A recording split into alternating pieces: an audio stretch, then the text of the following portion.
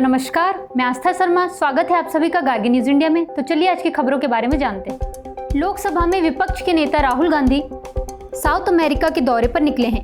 इस दौरान वो 4 देशों में राजनीतिक नेताओं, यूनिवर्सिटी के स्टूडेंट्स और व्यापार जगत से जुड़े लोगों से मुलाकात करेंगे।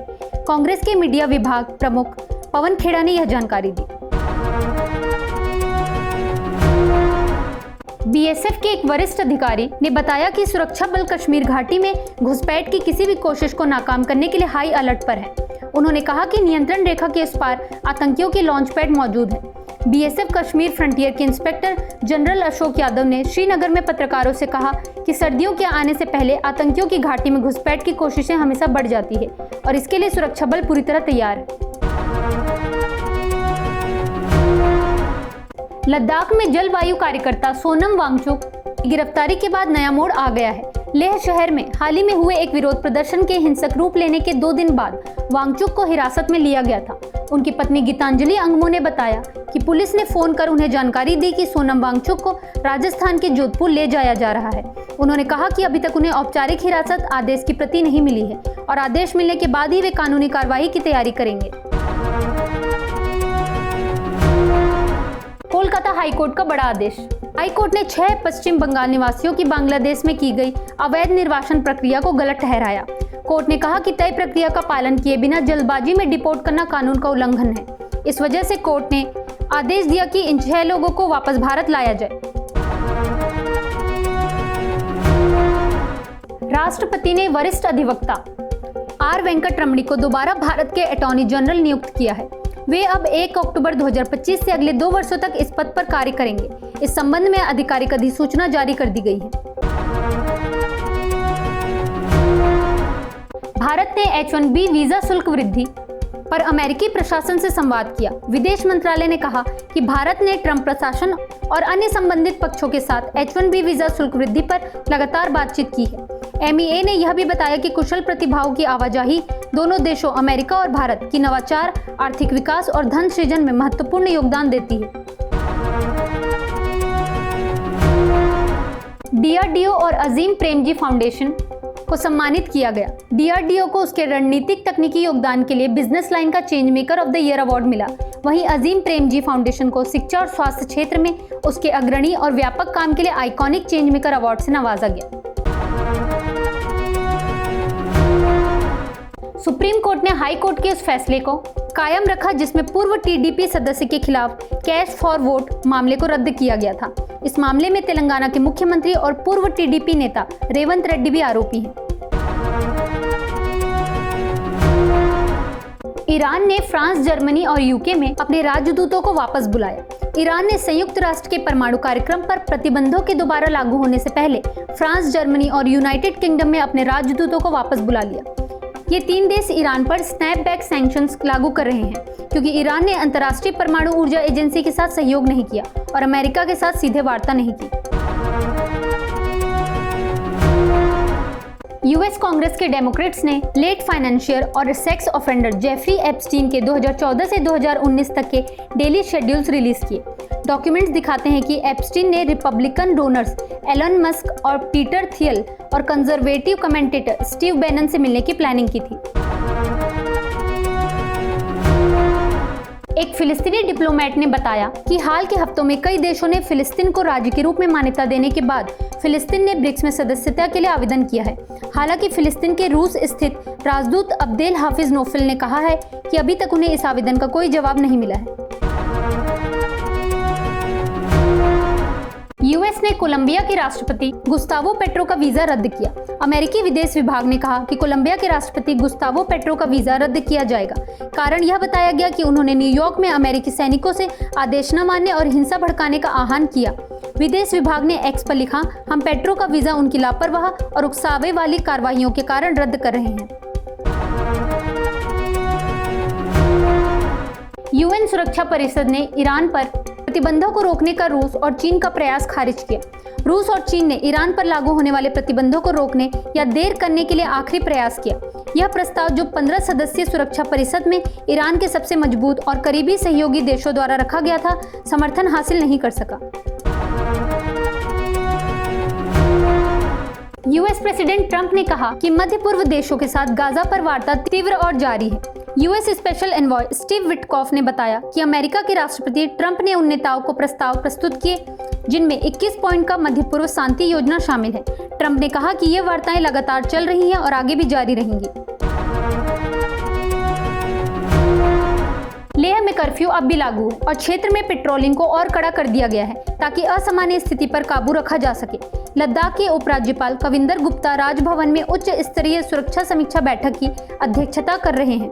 कर्फ्यू में ढील देने का कोई भी निर्णय बैठक के बाद ही लिया जाएगा।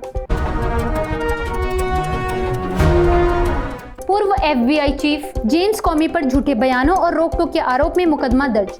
जेम्स कॉमी, जो पूर्व FBI निदेशक रह चुके हैं, पर झूठे बयान देने और जांच में बाधा डालने के आरोप लगे हैं। यह मुकदमा ट्रंप और उनके विरोधियों के बीच राजनीतिक टकराव को और बढ़ा सकता है, साथ ही न्यायपालिका की स्वतंत्रता पर नए विवाद भी शुरू कर सकता है। वर्ल्ड पैरा आर्चरी चैंपियनशिप, शीतल और सरिता ने टर्की के खिलाफ हार कर जीता रजत। भारतीय जोड़ी ने शानदार शुरुआत की और ओजनूर कुरेगिर्दी और बरसा फैटमा उनकी टर्किश जोड़ी को पहले राउंड में 38-37 से हराया।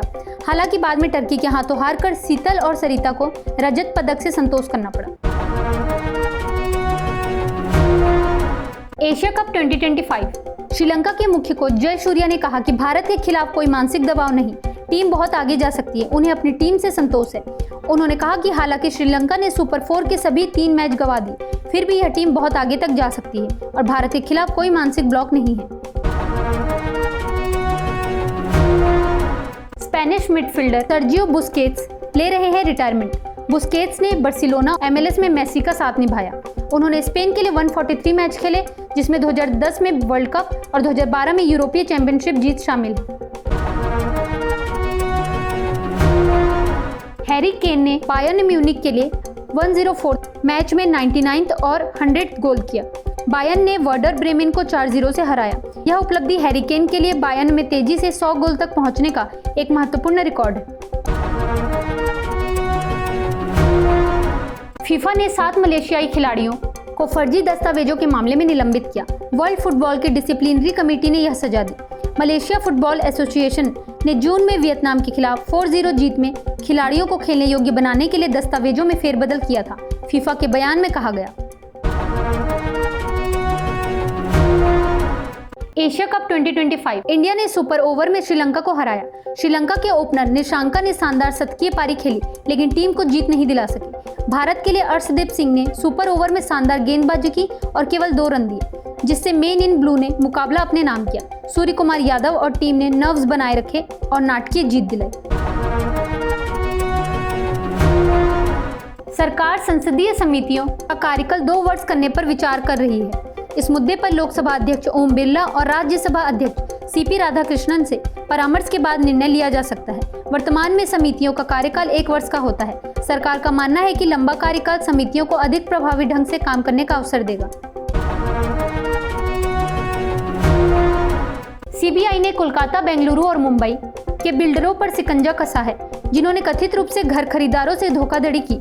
एजेंसी ने 6 मामले दर्ज किए हैं और 12 स्थानों पर तलाशी अभियान चला रही है। साथ ही बिल्डरों और वित्तीय संस्थानों के अधिकारियों के बीच गठजोड़ की भी जांच की जा रही है। प्रधानमंत्री नरेंद्र मोदी अपने ओडिशा दौरे पर पहुंचे और यहां एक सभा को संबोधित करते हुए कहा कि कांग्रेस शासित राज्य सरकारें नए कर लगाकर GST के लाभ को बेअसर कर रही हैं। यह उनका पिछले 15 महीनों में ओडिशा का 6ठा दौरा है, जब से जून 2024 में राज्य में भाजपा की सरकार बनी है। शिवसेना प्रमुख उद्धव ठाकरे ने केंद्र सरकार पर निशाना साधते हुए कहा कि सोनम वांगचुक को राष्ट्र विरोधी बताया जा रहा है, जबकि भारत पाकिस्तान के क्रिकेट मैच लगातार जारी हैं। उन्होंने देशभक्तों से अपील की कि वे रविवार को होने वाले एशिया कप फाइनल मैच, जिसमें भारत और पाकिस्तान आमने सामने होंगे, का बहिष्कार करें। बरेली दंगों के बीच उत्तर प्रदेश के मुख्यमंत्री योगी आदित्यनाथ ने चेतावनी देते हुए कहा कि कोई भी व्यक्ति विरोध प्रदर्शनों के जरिए सिस्टम को बंधक नहीं बना सकता।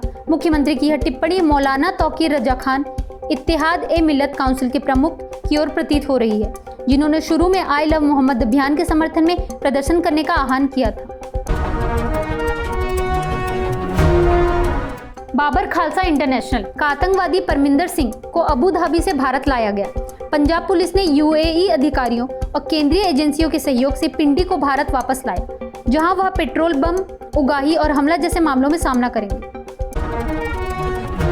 ऑयल इंडिया लिमिटेड ने अंडमान द्वीप समूह के पास प्राकृतिक गैस के भंडार की खोज की है, लेकिन खोज का आकार अभी तय नहीं किया गया है। भारत ने स्वदेशी 4G नेटवर्क लॉन्च किया और अब यह उन देशों की सूची में शामिल हो गया है जैसे कि चीन, डेनमार्क, स्वीडन और साउथ कोरिया, जो घरेलू टेलीकॉम उपकरण का निर्माण करते हैं। स्वदेशी 4G स्टैक के लॉन्च के साथ भारत ने खुद का टेलीकॉम हार्डवेयर बनाने वाले देशों की लीग में प्रवेश किया है। पाकिस्तानी प्रधानमंत्री शहबाज शरीफ ने संयुक्त राष्ट्र महासभा में अपने संबोधन में भारत से बातचीत की अपील की और मध्यस्थता में डोनाल्ड ट्रंप की भूमिका की सराहना की। शहबाज शरीफ ने कहा कि यदि श्री ट्रंप समय पर और निर्णायक रूप से हस्तक्षेप नहीं करते तो पूर्ण पैमाने पर युद्ध के परिणाम भयावह होते। तो ये थी आज की कुछ खास खबरें। बने रहिए गार्गी न्यूज इंडिया के साथ। मैं आस्था शर्मा आपसे फिर मिलूंगी। धन्यवाद।